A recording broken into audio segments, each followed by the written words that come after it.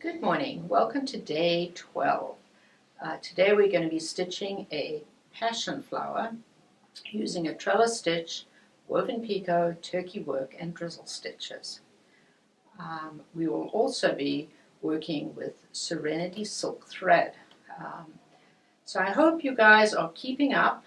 It's important that you share your pieces at SAL with Sue on Instagram.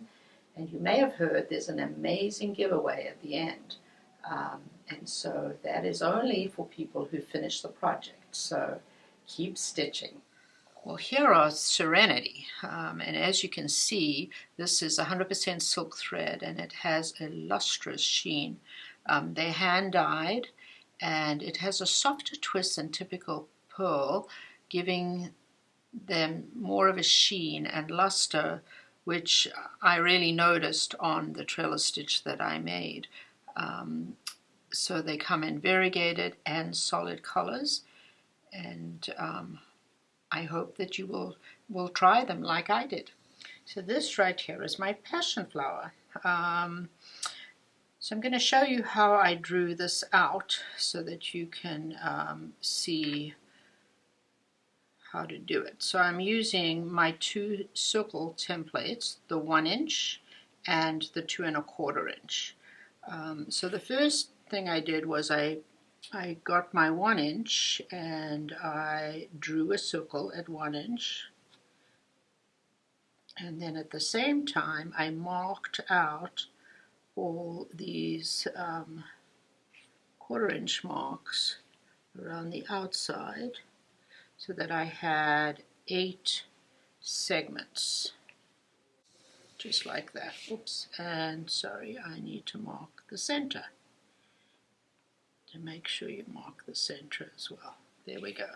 So there's the 1 inch, so that's a 1 inch with the center. So then what I did is I took the 2 1/4 inch and I lined that up with the center dot, and I can see that these lines join up here, these long lines, but I'm now going to mark a dot at the alternating ones out here like that.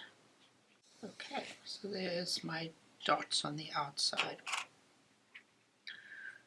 So in the center here, I did a trellis stitch, and you can see, and I used the Serenity, and I was just amazed how beautifully it made it. What I loved about it was that it made a very flat trellis stitch. So what I did is I did 3 rounds with a pinky purple color, and then I changed to a limey green and then did the rest of it in limey green. So I actually did a little edging on the outside with the first 3 rows so that I had a different color, and then I finished it off with the limey green. Then I did 8 petals using woven picots, and those are 5 spoke, so 5 spoke woven picots. And I made a woven picot starting at this point to here. So when I put my needle or pin in, I used the center point to set my needle like this, and I wrapped around doing 5 spokes. And I want you to be really careful with the going around this part here, because you want to make sure these lay really neatly, and that the first couple of rows of your weaving you push up really tightly to avoid a loop on the end of these stitches. And I made this out of number 5 House of Embroidery. So I did 8 of them right here. So it's important to have a point to start your needle, otherwise they'll all be different lengths. Then I came back with a size 8 and I did turkey work here at about 3/8 of an inch length. So yeah, I did turkey work, just 1 row of it all the way around here, and I found it easier to stab rather than to bring my needle, up at the same time. So I came up, stabbed down, stabbed up, stabbed over here, made a stitch and came back. So I just, because it's fairly thick here, it was easier to stab. And I just used the 24 chenille needle. And then I cut all my loops. And I did not use a bunker brush on this. I just want them to be like wispy as they would be on a passion flower, and not so individual strands, I guess is what I'm trying to say, instead of it all buffing up and opening up the fiber, because eventually the tips will open up a little bit with wear. And that's the look I was looking for. And then I came back and did 5 drizzle stitches. So I did one in the center, and I used the soy pearly, the very fine thread, with a 9 short darner, and on the end of it I put a little Heishi bead. So I did one in the center, and then I did 4 around the outside, so it had the effect of the little stamens that they have in the center of a passion flower. And you can see that being with the silk thread, they will actually stand up a little bit, and that's sort of the effect I was going for. So I hope you enjoy working on this flower. It was fun, and just make sure that you weave all your spokes fairly evenly. I'm going to go ahead also, I had a question about removing marks, like graphite marks, out of wool.